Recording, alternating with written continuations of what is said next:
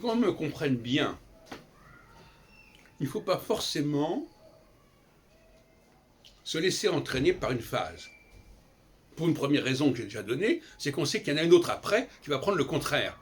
Donc à partir du moment où on sait qu'il y aura une phase A et puis en retour une phase B, on va relativiser forcément l'emprise de la phase sur nous-mêmes, sur la personne. Donc le rôle de l'astrologue, c'est aussi de tempérer ces processus. Dire à la personne, voilà, vous êtes dans une phase hypermnésique, vous êtes marqué par votre passé, vous avez des regrets, des remords, vous avez une nostalgie du passé, de ce qui s'est fait, de ce qui ne s'est pas fait, etc. Mais attention, ça ne va pas durer.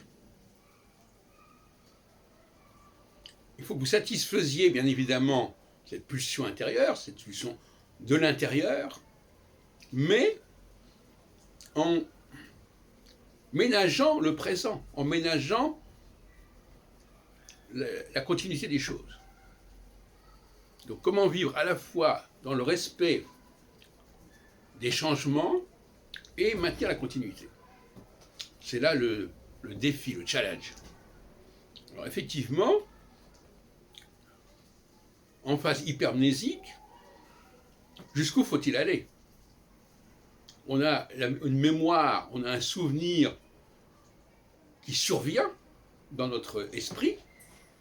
Notre cerveau nous fournit constamment des éléments de mémorisation, des éléments mémoriels, qui vont devenir obsédants, peut-être à la limite, obsessionnels, mais il faut les satisfaire, mais il ne faut pas pour autant casser la baraque. Il ne faut pas pour autant brûler les ponts avec les autres dimensions. Et notamment, quand il s'agit d'une phase amnésique, où il s'agit d'oublier le passé, comme dirait l'international, du passé faisons table rase, il ne faut pas aller trop loin. Il ne faut pas brader le passé. Il ne faut pas brader ce qui a déjà été acquis. Mais en même temps, il faut prendre de la liberté par rapport au futur. Donc l'amnésie, ça nous branche sur un futur à construire. C'est tout à fait l'esprit de l'international. Je dis ça pourquoi actuellement j'étudie cette question-là. Et inversement, l'hypermnésie nous branche sur le passé. Et là encore, le passé, oui, c'est bien de renouer avec le passé, de retrouver des gens, de faire un pèlerinage dans des lieux, etc., de renouer avec certaines personnes, mais jusqu'à quel point? Jusqu'à quel point? Et là encore, il y a la continuité, il faut arriver. Et ça, cette question de la continuité, elle est absolument fondamentale dans un processus qui est en mouvement, hein, et qui fait que, à un moment donné, les conditions qui nous ont conduits à faire telle et telle chose ne sont plus réunies intérieurement. Nous ne sommes plus disposés à avoir cette démarche-là. Et donc nous allons nous trouver en porte-à-faux parce que nous aurons pris des décisions et qui ne nous préparent pas à aborder la phase suivante.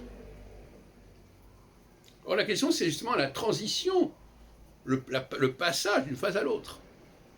Il faut donc ménager ce passage en ayant conscience que chaque période doit être vécue pleinement, intensément, mais que, à un moment donné, ça va cesser. C'est comme quelqu'un, par exemple, qui partirait en vacances dans un pays X, Y, et qui, par exemple, se ferait tatouer.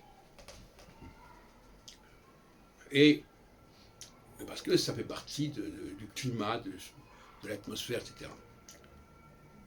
Sans réfléchir qu'à un moment donné, eh bien, ça ne lui conviendra plus du tout. Parce que ça va pas pouvoir s'en aller. Ça va pouvoir se défaire. C'est un exemple parmi d'autres.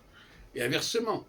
Donc, dès qu'il s'agit d'une démarche qui ignore la phase suivante, que ce soit dans un sens ou dans l'autre, il y a un problème. Et c'est à l'astrologue de donner les conseils en disant préparez-vous à ce mouvement, à ce passage, et par conséquent, gardez-vous d'aller trop loin dans la phase où vous êtes, parce qu'après, vous ne pourrez plus passer de façon raisonnable et agréable dans la phase suivante.